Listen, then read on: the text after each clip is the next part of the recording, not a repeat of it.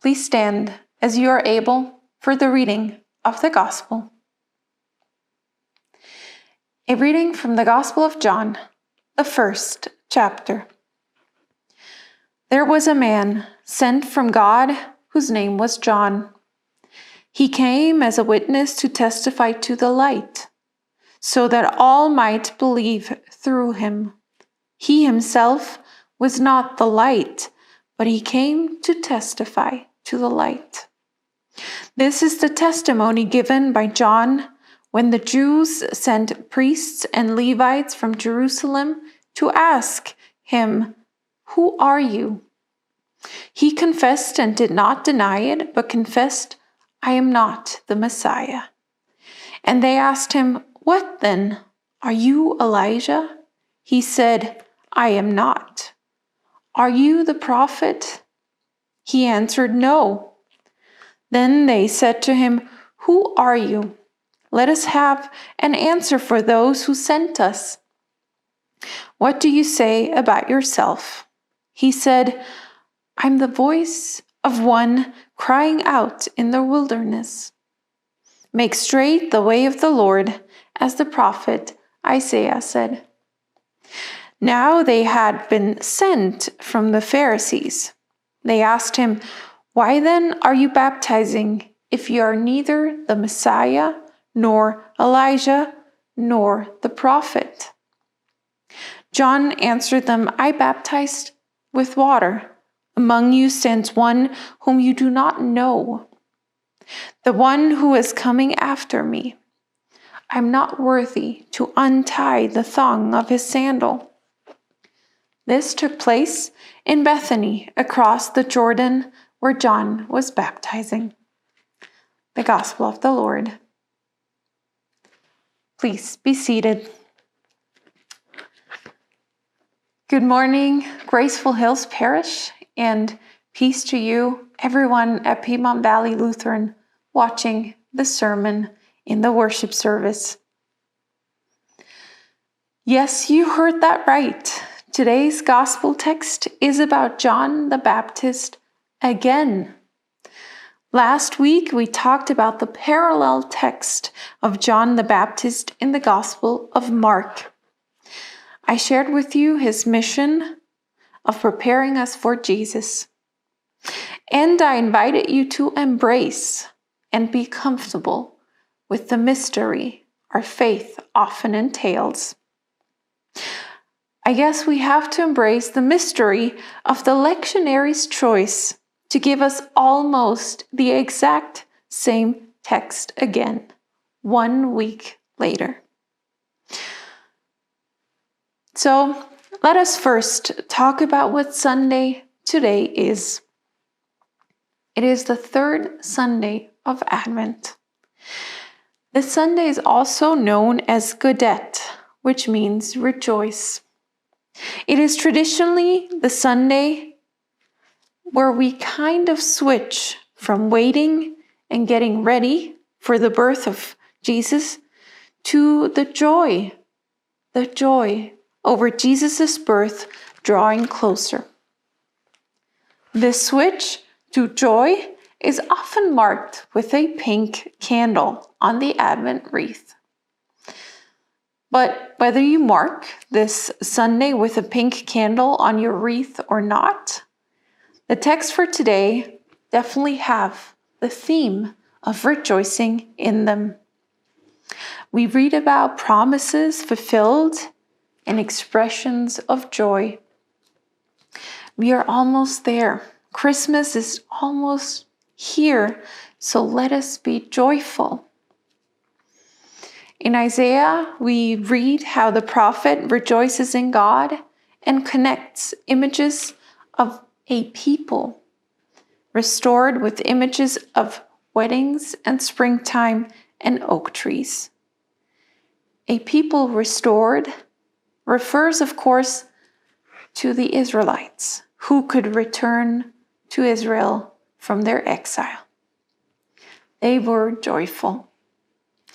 As much as I understand and agree with designating the third Sunday of Advent for joy, I think it would be remiss to not acknowledge that Advent and the Christmas season in general can be very difficult for many people. For many, it is a season which reminds them of failures in their families, their work, their personal life, or other ways. Maybe this season is painful or sad for you too. For whatever reason, or you know someone for whom it is very difficult. I remember when I was a confirmand, we had a guest at confirmation class one time. It was a train driver. He came to one class to talk about what it means to be a train driver. And part of that was he told us about what it means to be a train driver. And part of what it means to be a train driver is receiving training on how to react and where to get psychological help in the event of when someone jumps in front of your train. Note that I said when. Apparently, it is almost a given that it is going to happen to you when you drive trains. He also said that it happens mostly during Christmas time, that someone jumps in front of a train. I'm not trying to take away your joy. I'm also not saying you should not feel joy over Christmas coming closer. No, if an emphasis on joy was not part of our faith and our waiting for Christ, then we would not have understood God or God's intention for us. But part of our faith and God's care for us is also to say, I see you. I see your pain. And I promise to ease that pain for you. If the time of Christmas is difficult for you or someone you know, trust that God sees it and deeply cares about it and promises a time when it will be better. How do I know? Because it happens again and again. In Isaiah, we see a people who were sad over the loss of their home. And God tells them, I see you and your pain. I promise you it will get better. And that did happen. The Israelites were liberated and many returned to their promised land and they rejoiced. That rejoicing over being able to return is what we read about in the psalm for today. It was written by the ones who returned home after exile. Now, when Jesus is born, a good 500 years after the exile ended, there was still the need for some better news for the Jewish people. Good news, to be precise. Jesus promises good news to the poor, the brokenhearted, the captives, and oppressed. These are the words in the Isaiah text for today, which Jesus proclaims for himself in the temple when he starts his mission. So in other words, God sees our pains and promises healing and good news. I said at the beginning how we already talked about John the Baptist and his mission to prepare our waiting. The gospel text in John has two new aspects that are worth taking a closer look at. One is the emphasis of Jesus as the light, and the other is the emphasis of the importance of being a witness, or how John the Baptist is a witness to the light. In the Gospel of John, witnessing is a key aspect We find the words "come and see" over and over again, and the theme of witnessing and testimony recurs again and again. So what does it mean to give testimony? What does it mean to be a witness to the light? Can we learn something from John the Baptist? The question boils down to, how do you give testimony to God in the right way? I have been inspired by many testimonies in my life. I cherish the experiences that people had with God and how they have shared them with me. It is important to tell each other about the promises fulfilled in our lives, how God eases our pain or the pain of someone we know. Maybe that is part of what it means to rejoice, to share joy. I wanted to share with you a testimony that I heard in my life that had a big impact on me. And I thought about which one I should choose.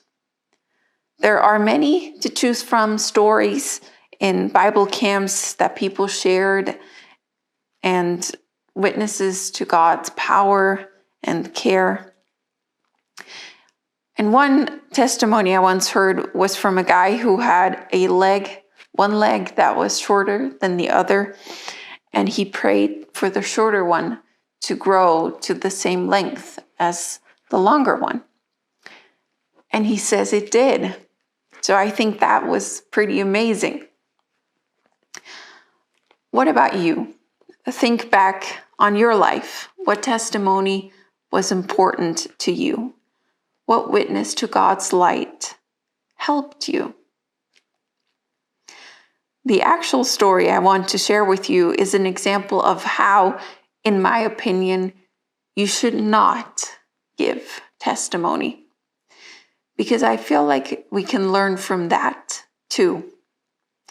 This happened about 3 years ago in the Bay Area, in Palo Alto, to be exact. My husband Marcus and I, we visited a church during Advent, and you could tell that it is a very wealthy church. They had 5 Christmas trees, and they had fancy lights on all of them, which they could control and change all the lights depending on the music or the mood. And then the pastor introduced a young woman to give testimony. She had been a member of the church for a few years ago, before she had moved away, but now she was back to visit and had an inspiring story to share with everyone. Great, sounds interesting, I thought. And she did tell us an inspiring story. She had a very difficult childhood, which resulted in her falling into addiction and a period of crime and bad choices. But one day, she walked into this church and joined their 12-step program, the AA program. And she painted us this vivid image of her in her dirty sweater, looking all sick and stinking, and how she found Jesus, and it turned her life around. And then she made this point that really touched me. She said, "This program and Jesus changed my life, and I'm so grateful for it. But I don't know if I would be accepted by you if I walked in today into this service looking like I did when I started the program." Oof. Yes, such an important message for us visiting, being part of a church, and especially in Advent. Jesus was not born to rich people, but came with good news to the oppressed, the poor, and brokenhearted. And we have to make sure to always see the human behind the suffering, dirty, stinking person looking for help. At this point, many people had started to cry, and you could tell everyone was deeply touched. And I was touched by her story too, until the next thing happened. She said, I wrote down the story of what happened to me into a book. And she proceeded to tell us what it was called and where and how we could buy it, and that she had brought a bunch of them to sell after church. I was gutted. I can't say it differently. Her story to God's power and love in her life was a sales pitch.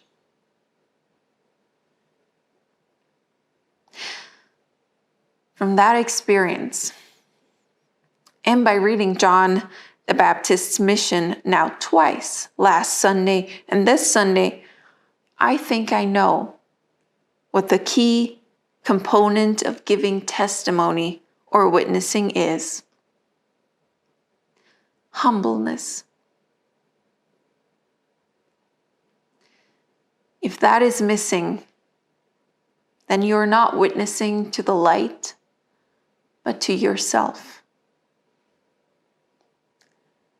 We have to be witnesses to God and not to ourselves.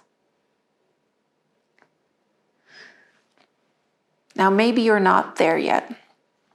Maybe you feel like saying, I am not ready to witness to God's light, yet I'm curious and open to your testimony, Pastor. Maybe you're saying, God, this is me reaching out to you. I'm here, aren't I? I'm listening. But if you're here, if you're watching this, you are a part of God's plan. I promise you, this is God reaching out to you right now, to you. In Advent, we talk about how we wait and prepare for God, but actually it was God waiting for us to be ready all along. God sends prophets. God prepares the way and keeps showing us, I see you. I see your pain, and I'm here for you. Yes, Jesus comes to us as a baby, and we celebrate it with joy. But we are called to be witnesses to God in the world, to other people, and in our life. We are still in Advent and waiting, but we cannot act like we don't know how the story ends, as if Jesus' birth, life, and death and resurrection are still something that will happen next week or year. While we wait, we do understand the sense of longing for God's salvation, easing pain and adversity. And that is where we need to give testimony to the light, the one who promises good news to the ones who need and long to hear it. Maybe a sales pitch is not the right way to give testimony, but to humbly point to Jesus and his promise of good news. That is definitely the right way. Amen.